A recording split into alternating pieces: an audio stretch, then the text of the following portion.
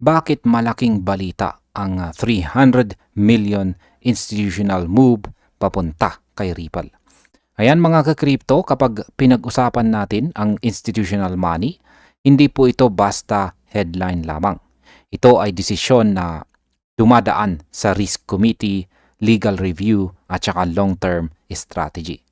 Kaya nang i-approve po ng Ripple Labs ang isang $300 million investment vehicle sa ilalim ng Vivo Power, malinaw na may mas malalim na kwento rito.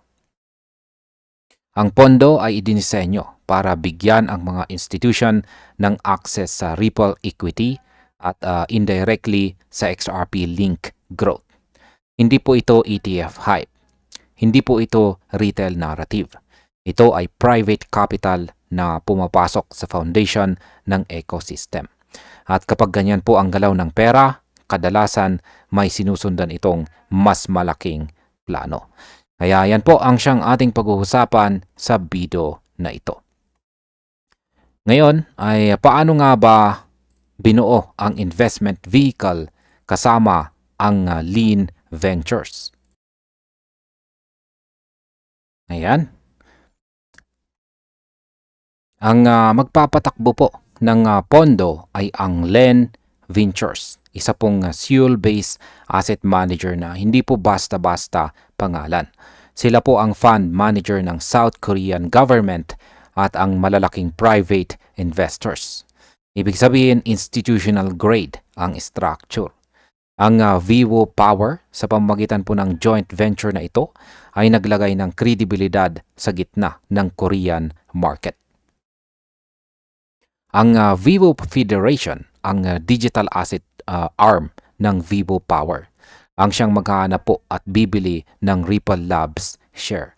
Hindi po open market buying ito, kundi negotiated access sa equity. At mas malaga, binigyan na ni Ripple ng written consent ang unang batch ng preferred shares. Ano naman po ang papel ng Korea sa strategy ni Ripple? Dito po nagiging strategic ang lahat. Ayon po kay Adam Trademan, siya po ang chairman ng advisory council ng Vivo Power, critical ang Korea sa expansion plan. At bakit?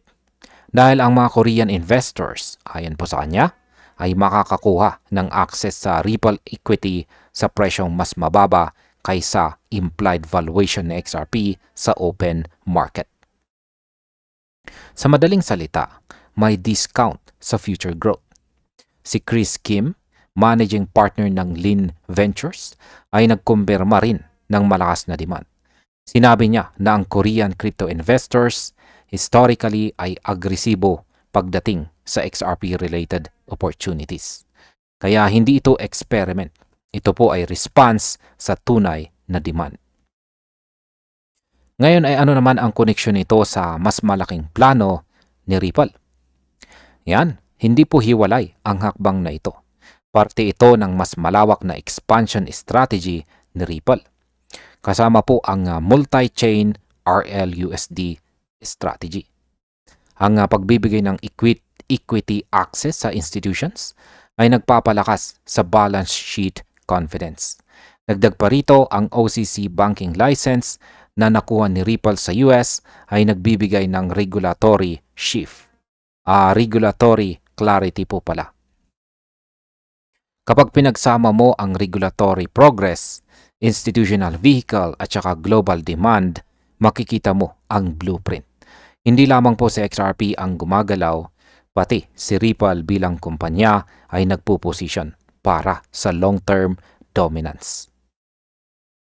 Ngayon ay paano po kikita ang Vivo Power sa structure na ito? Hindi po charity ang usapan dito. Inaasahan ng Vivo Power na kumita ng at least $75 million mula sa management at saka performance fees sa loob ng 3 taon. Depende ito sa laki ng pondo ngayon at sa posibleng pagtaas pa nito. Kapag tumaas po ang valuation ng Ripple Labs, dagdag upside ito. Ibig sabihin, tugma ang incentive. Kapag lumakas po si Ripple, kikita ang Pondo, kikita ang Vivo Power, at mas lalong lalakas ang institutional confidence. Ito po ang uri ng structure na gusto ng malalaking pera. Ngayon, bakit po ba biglang tumaas ang stock ng Vivo Power? Ayan, hindi po nagtagal ang market reaction sapagkat umakyat po ang Vivo Power stock ng 13%.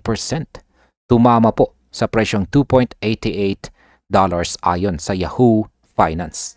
Para sa mga equity traders, malinaw po ang dahilan.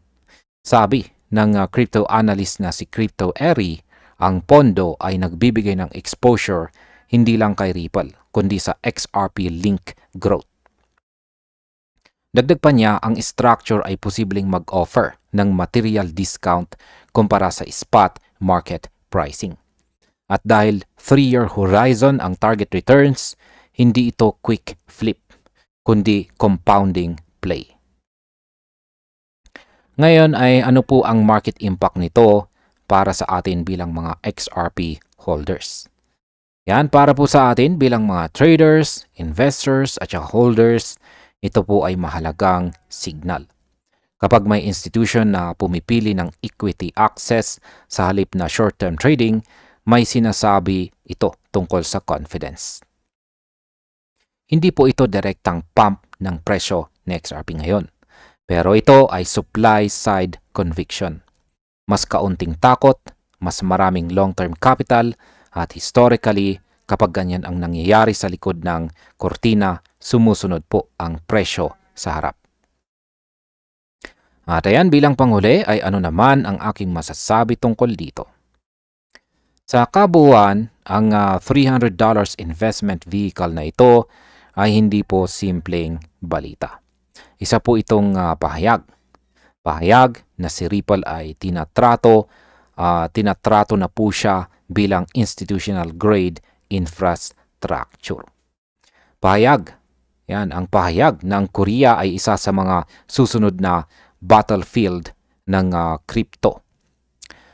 At ang pahayag na ang ecosystem ni XRP kahit tahimik minsan ay patuloy na nilalagyan ng pundasyon. Kapag ang mga ganitong hakbang ay pinagsasama-sama, hindi mo na kailangang hulaan o i-predict kung saan papunta ang trend. Makikita mo ito mismo sa galaw ng pera. At ayan, hanggang dito na lamang po tayo sa video na ito mga ka-crypto. Maraming salamat sa panonood.